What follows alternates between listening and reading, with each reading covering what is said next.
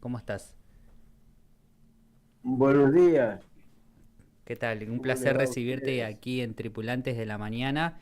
Estás saliendo en vivo para todo Tierra del Fuego y también nos pueden seguir por YouTube. Ah, no, ¿nos escucha? No sé si nos está escuchando. Hola Jorge. Sí, los escucho. Ahí está. Ah, ok, Bien, ¿se escucha buenísimo. bien Jorge? Está Sí, súper. los escucho muy bien, muy bien.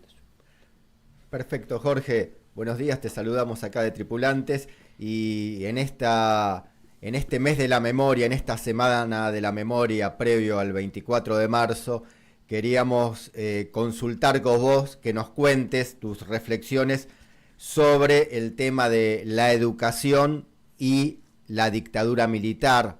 Y aparte de reflexionar sobre el tema ese, también ¿cómo ves vos hoy el ataque a la educación por parte del gobierno de Javier Milei?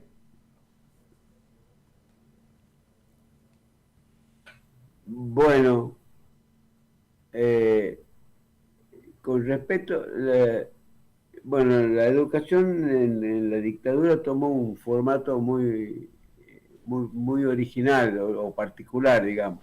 Es que en rigor la primera cosa que me parece que hay que tener en cuenta es que esta dictadura militar no fue la misma no fue lo mismo que las anteriores.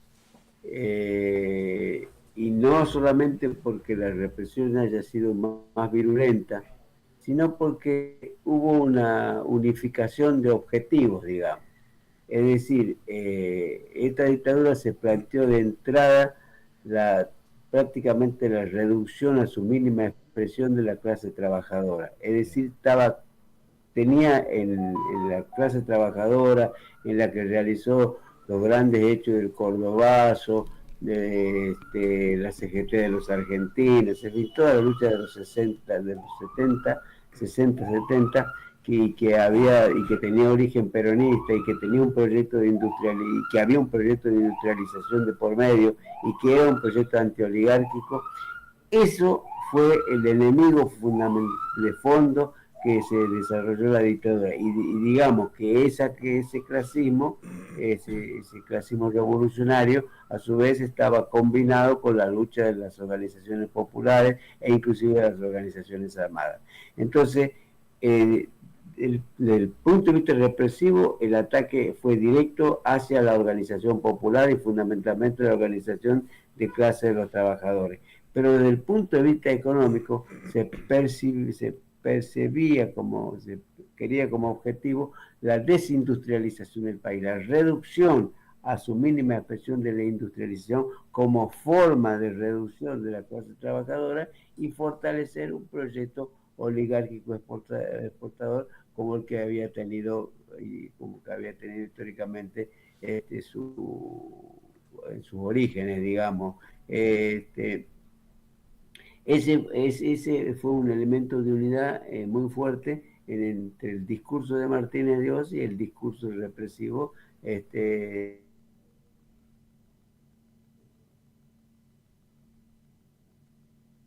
en que inclusive a fines del 75, cerca el gobierno de Isabel le ofrece a la dictadura militar la posibilidad de que ellos se hagan cargo, digamos, a los militares que se hagan cargo de la represión. Y los militares le dicen que no, porque en la realidad ellos no querían, no compartían el proyecto que estaba llevando adelante Isabel en este caso, que más allá de todas sus características represivas y además de sus características inclusive dependiente, pero no dejaba de ser un proyecto desarrollista y con ciertos tintes industrialistas. Y eso no quería la dictadura militar. Por consiguiente, elegimos, cuando ellos toman el gobierno, que crean todo el poder para llevar adelante una política económica y el poder para reprimir. Con todo, hay que decir de que después de la muerte de Perón se produce un cambio en la orientación general del gobierno y los tres ministros de Perón, uno era José Bergelba, el otro era no me acuerdo del ministro de Salud y Tayana, eran los ministros que más o menos llevaban adelante el proyecto que estaba llevando adelante Perón. En ese sentido, hay una especie de apertura muy grande en el plano educativo, ya sea en la política universitaria, ya sea en llevar adelante la política de educación de adultos en los marcos de la concepción freiriana, una política de articulación de universidades con los sectores populares. Es decir, hay realmente en el plano educativo, desde el 73 hasta que renuncia Tayana, una política con sentido nacional y popular en la educación, y en el sentido de que la educación tiene que tener un papel protagónico en la conformación de una conciencia de liberación nacional, y además, obviamente, en el desarrollo y la capacitación de los trabajadores. Bueno, esa política se cambió automáticamente, vino Ivanišević, y Ivanišević, que ya había participado en desplazar a un ministro peronista por allá por el año 46, 47 o 48 posiblemente, cuando fue ministro de Educación de Perón. En fin, o sea, los inicios de la represión en la dictadura militar se inician en el gobierno de Isabel, con el operreguismo y demás. Bueno, y después va a continuar con una lógica una lógica muy fuerte, porque ellos partían de la hipótesis de que había un conjunto digamos, su lucha en el plano de la educación es la lucha ideológica, y estaban convencidos, o estaban convencidos, ¿sí?, de que el lugar más fuerte de donde se daba la penetración ideológica en los sectores populares era en la educación pública. Digamos, la educación pública en sí, en su constitución, era subversiva, digamos, ese es el punto. Y entonces vinieron con esa idea. Y el argumento más fuerte que tenían es que en la educación pública, en ese momento, en esos tiempos, que no es solamente, giraban un conjunto de conceptos que yo acá los había anotado, que hacía que los sectores jóvenes, los sectores populares, o toda la lucha emancipatoria o antiimperialista, se movía alrededor de conjuntos de conceptos como liberación nacional y social, independencia económica, soberanía política, soberanía popular, clase trabajadora, socialismo, autonomía nacional, justicia social, imperialismo, monopolio, burguesía, democracia popular, cultura nacional, dependencia. Es decir, había un conjunto de conceptos con los cuales toda la lucha antiimperialista en ese momento se movía alrededor de este conjunto de conceptos. Y esos conjuntos de conceptos fundamentalmente circulaban en el espacio de la educación pública, y más concretamente en el plano de la universidad.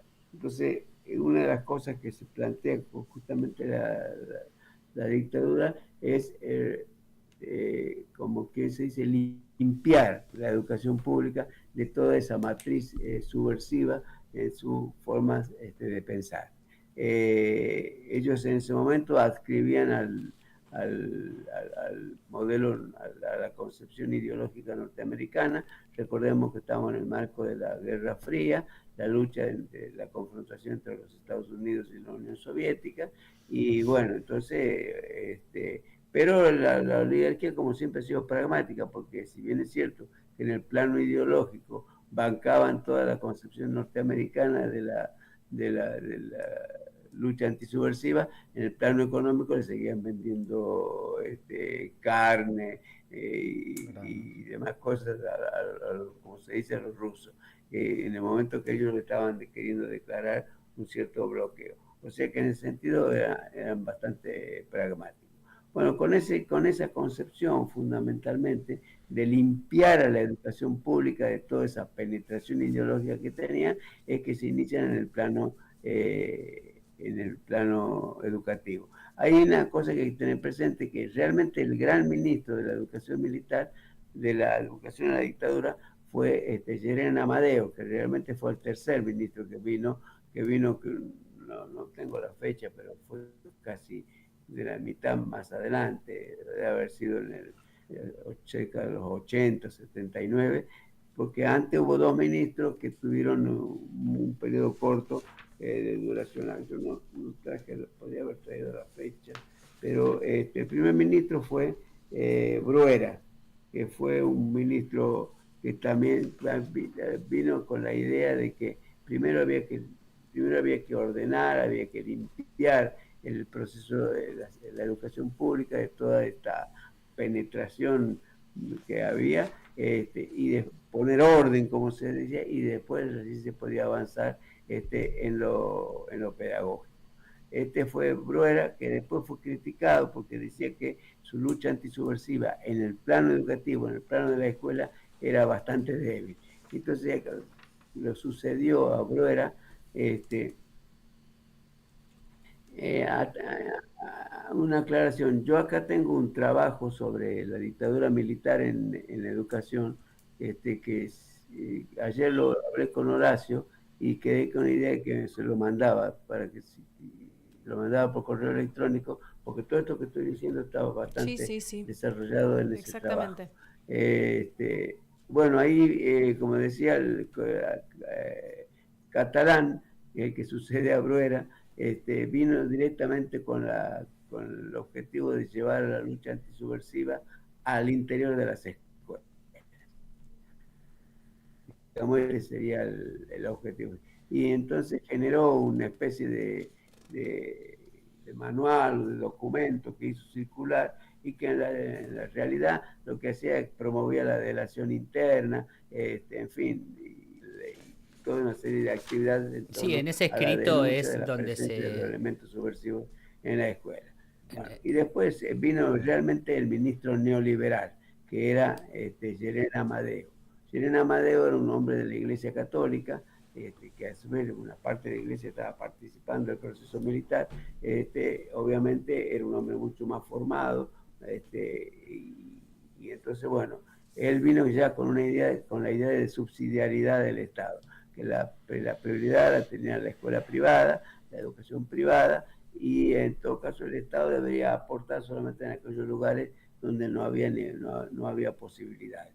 Y siguieron con la transferencia de la educación a las provincias, y bueno, y por supuesto una gran manija a la educación privada. Es importante que también toda esta lucha, toda esta política de denunciar a la escuela pública como el centro de la subversión, también tenía a su vez el objetivo de hacerle propaganda a la escuela privada. Es decir, cualquier padre que se sentía un poquito identificado ideológicamente y que mandaba a sus hijos a la escuela pública, lo mandaba a la educación privada. Y aparte tenían un poco de miedo, así que si tenían un poquito de condiciones, trataban de que sus hijos vayan a las escuelas privadas. Es decir, ellos, por la vía del terror, también le generaron una política de propaganda a la educación privada. Es decir, Yerena Amadeo realmente es un auténtico neoliberal que llevó, digamos, la perspectiva más clara desde el punto de vista ideológico del proyecto educativo de la dictadura. Ya los otros dos ministros, creo que uno Cayetano Lisiardo y el otro no me acuerdo en este momento, prácticamente no agregaron nada nuevo. Pero este fue en esencia el proyecto educativo en la dictadura militar. Obviamente la represión ha sido feroz, eso lo sabemos, lo de los 30.000 sin duda son 30.000 y muchos más, ha habido campos de concentración, en fin, todo lo que se puedan imaginar del salvajismo ha sucedido en la dictadura, pero es interesante ver que esta idea de que la escuela pública es el centro de la subversión, o digamos era el centro de la subversión, es una idea que se traslada en el tiempo, y en todo caso después seguramente cuando veámoslo hoy, vamos a ver cómo en la cabeza de Milei y de los anarcocapitalistas está de alguna manera la misma idea de la educación. Es decir, ellos están pensando justamente en que la escuela pública de alguna manera, la escuela pública ejerce un efecto de adoctrinamiento. Bueno, Milei lo ha dicho explícitamente. La escuela pública es una escuela de zurditos. O sea que eso lo ha dicho Sí. explícitamente. pero está esa misma idea y es importante rebuscar un poco, bucear un poquito en la concepción educativa de la ANAR de este proyecto para ver para ver en todo caso que es un proyecto desarrollado en ideas y que justamente para la educación también tiene sus objetivos. Bueno, por ahora digo eso. No sé Jorge, ¿qué tal? Buenos días. Hablando del artículo este que vos mencionabas recién que habías compartido con Horacio, tengo un recorte que tomé de ese artículo. Mencionabas, lo leo textual: el 24 de marzo de 1976 las Fuerzas Armadas dan el golpe de Estado con un lenguaje cargado de mesianismo. Anuncia que vienen a sacar a la República del caos y la anarquía en que había sido sumida, que amenazaba su propia disolución y asentar nuevamente las bases de la libertad y el orden que nunca debieron haber sido perturbados. Traigo este recorte de tu artículo porque discursivamente es algo muy similar a lo que estamos viviendo en este momento con los discursos de parte de La Libertad Avanza en el gobierno. Sí, así es.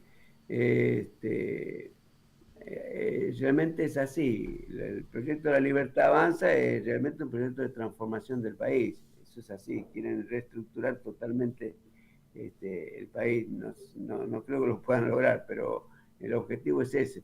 Y la novedad en el plano de la educación es que ellos ven porque hay un artículo de Filmus que lo sacó en página 12, que dice la educación en el proyecto anarcocapitalista, y lo que dice concretamente es que ellos tienen la idea de que el Estado no tiene que ser protagónico en la educación, más aún en la ley ómnibus, esa que enviaron al Congreso, había uno de los artículos que tenía la ley donde decía que querían eliminar la obligatoriedad de la escuela. Y con ese argumento, y que ya en algunos lugares del mundo funciona, donde la posibilidad de que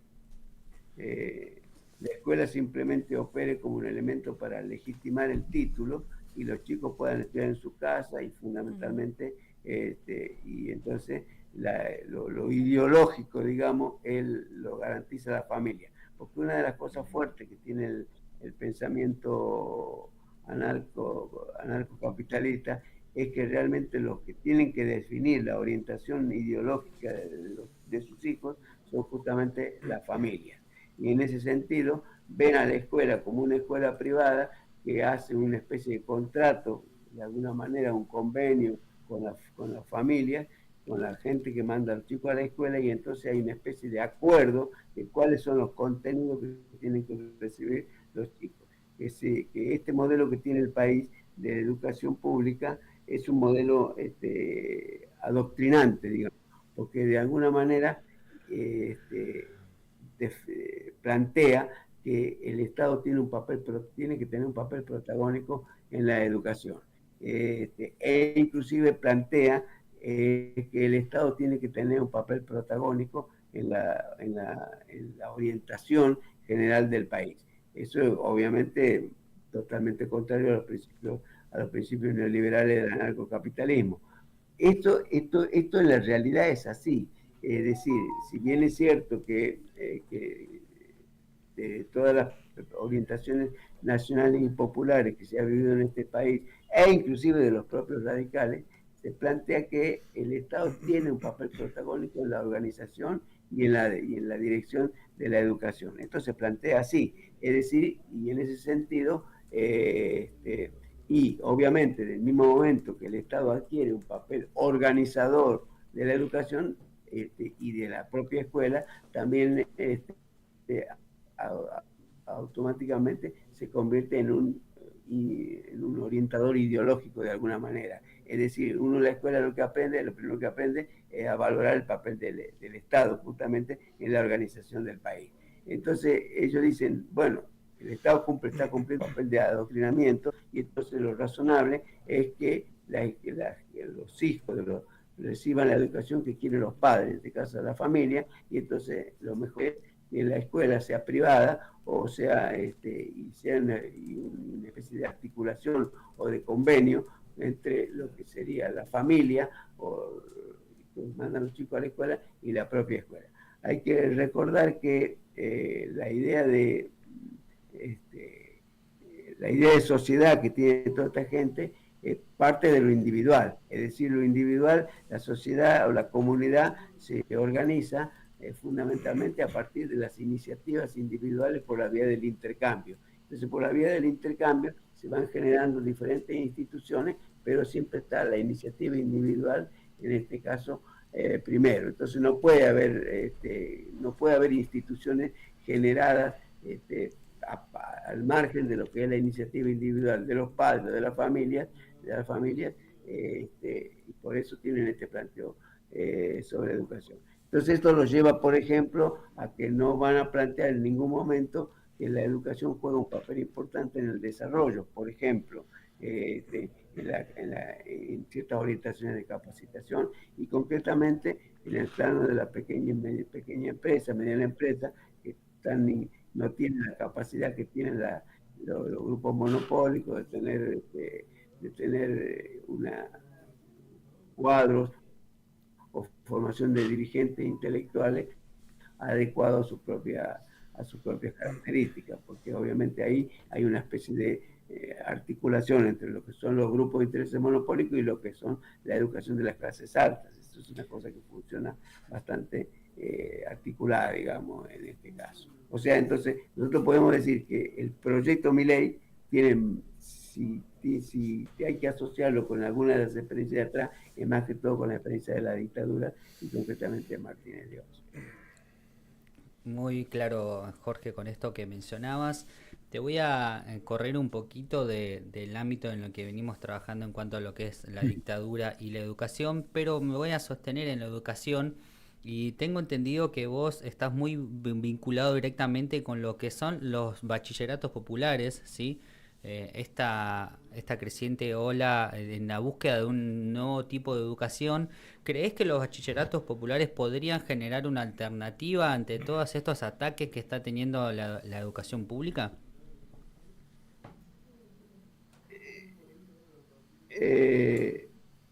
Sí, veamos un poco la experiencia de los bachilleratos populares es muy importante porque primero muestra una experiencia, hace visible un cierto origen histórico de la educación popular en Argentina, porque la educación popular tiene nacimiento esencialmente en Brasil, con Paulo Freire y con la educación para adultos, esencialmente, ¿no? Y donde esa experiencia, los círculos de cultura y experiencia colectiva, y entonces la idea de que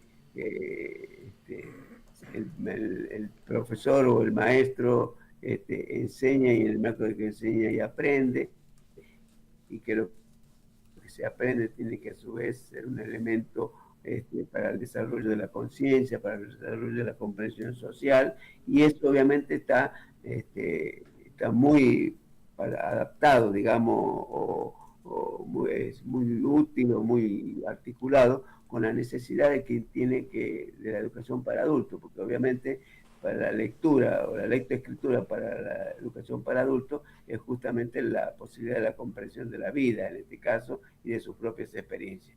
En ese sentido, la sabiduría de Freire hace visible de cómo la educación, pues, necesariamente articulada con la realidad, genera necesariamente una comprensión, una comprensión más rica del proceso educativo.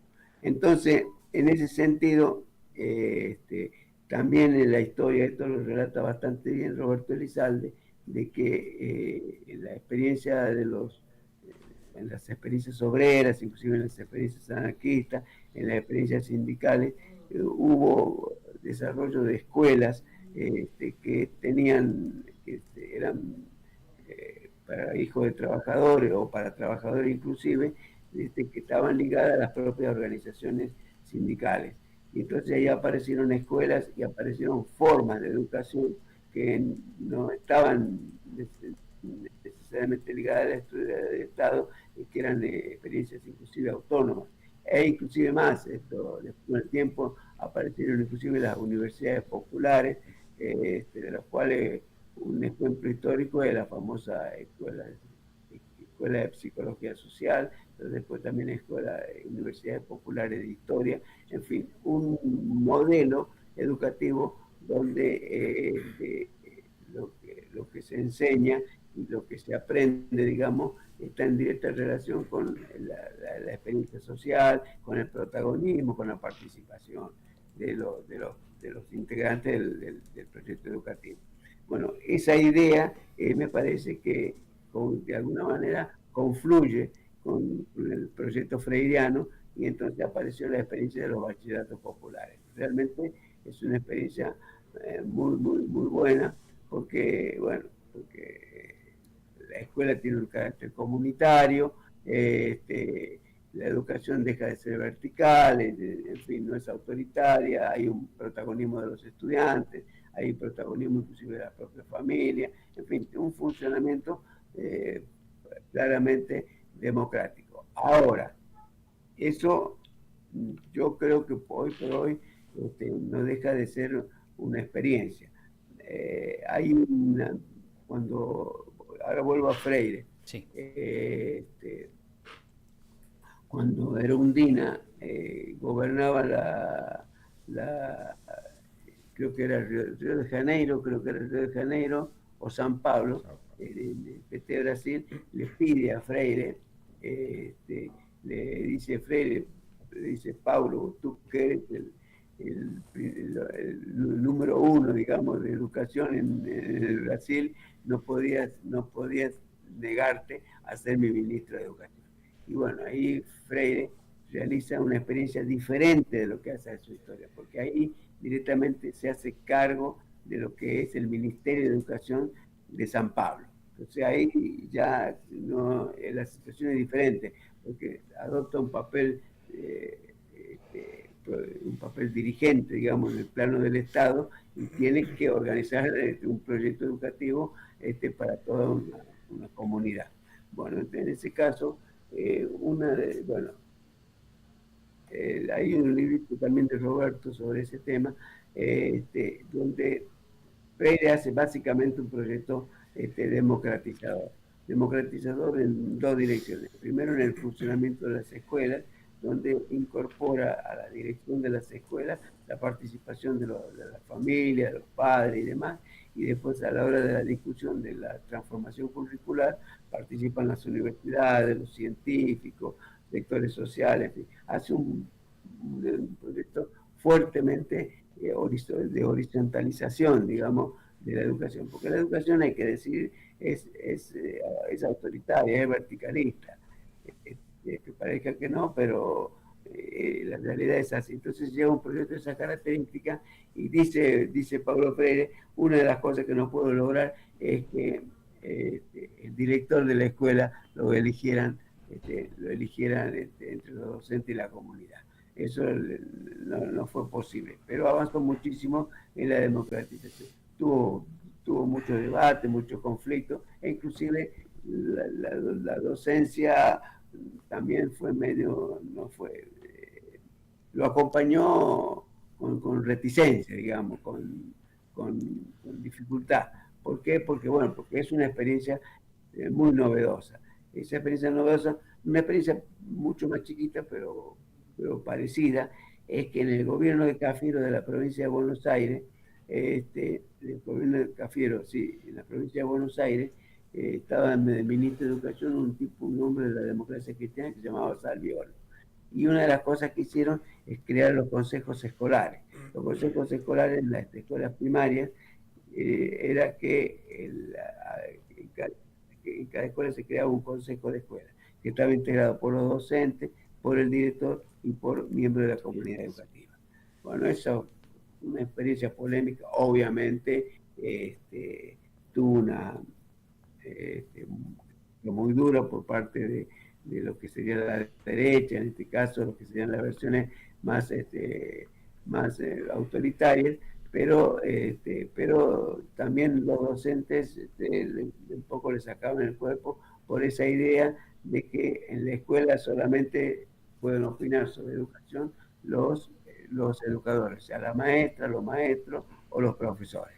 Y una falta de una cierta reacción o resistencia, digamos, a tener una discusión abierta con la comunidad sobre lo que pasa en las escuelas. Esa experiencia creo que duró un par de años, y bueno, y después se cortó.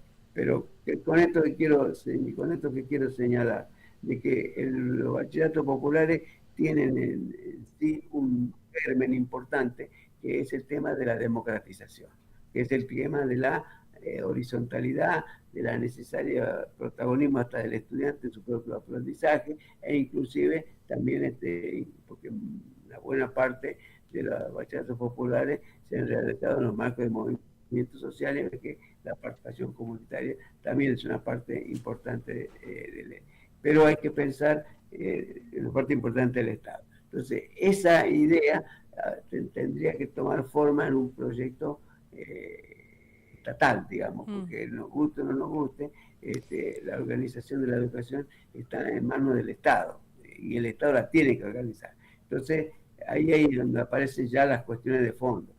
Hay una necesidad de democratizar el sistema educativo. Por ejemplo, no sé si pasa en Tierra del Fuego, pero en la mayoría de las partes de los países del país, los institutos de formación docente no tienen un gobierno tripartito como tienen las universidades. No para los docentes que están que podrían participar tranquilamente de la dirección de los propios institutos de formación docente. Los institutos de formación docente podrían ser naturalmente los que se encargan de la capacitación de los propios profesores. En fin, todo eso está desarticulado. Digo, con todo esto, habría que buscar empezar un proceso de democratización de la educación, y entiendo que los bachilleratos populares de alguna manera expresan ese germen, esa idea, pero hay que ver cómo esto se organiza en el marco de un proyecto político educativo. Digo proyecto político educativo porque es muy difícil pensar que la educación puede transformarse sin que haya una transformación política profunda en el país. Eso es muy difícil. Se pueden hacer algunas cosas. El caso de los bachilleratos populares es como una especie de faro ideológico, digamos, por donde caminar un proceso de transformación educativa, pero la transformación educativa con un sentido nacional popular necesariamente requiere de una transformación política de fondo en el país.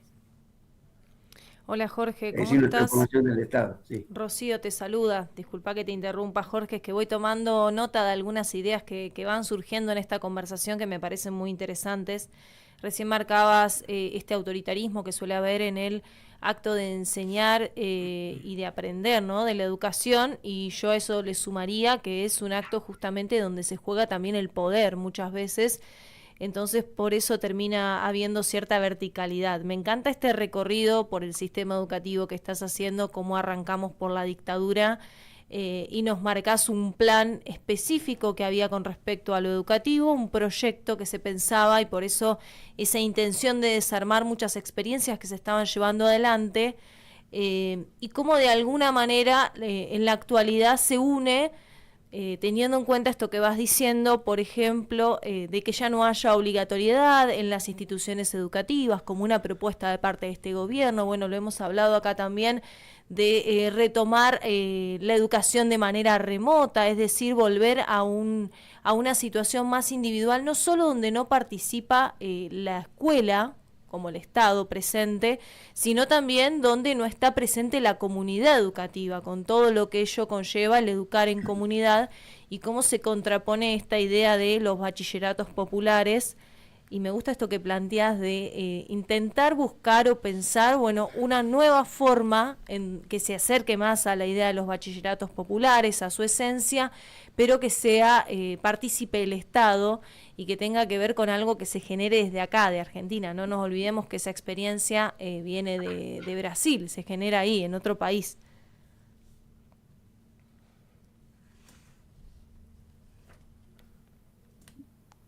escucha? Sí, Hola, escucho. hola. Jorge, bueno, era como una reflexión en torno a lo que venías contando acerca de estas dos, yo lo llamaría como dos antítesis en el sistema educativo, estas dos formas de ver, por un lado lo que planteabas en la dictadura y por otro lado lo que se propone en los bachilleratos populares. ¿Cómo lo ves posible en esta actualidad? ¿Cómo ves posible llegar quizás a acercarnos más a una idea educativa? Porque entendemos que de alguna manera también es un sector el que se está atacando la educación con un gobierno libertario como el que tenemos actualmente. Sí, hay dos cosas que me parece que son importantes. Este, Cuando uno habla como estamos hablando de educación, también tiene que pensar cuál es el proyecto de escuela o cuál es la idea de escuela que uno tiene.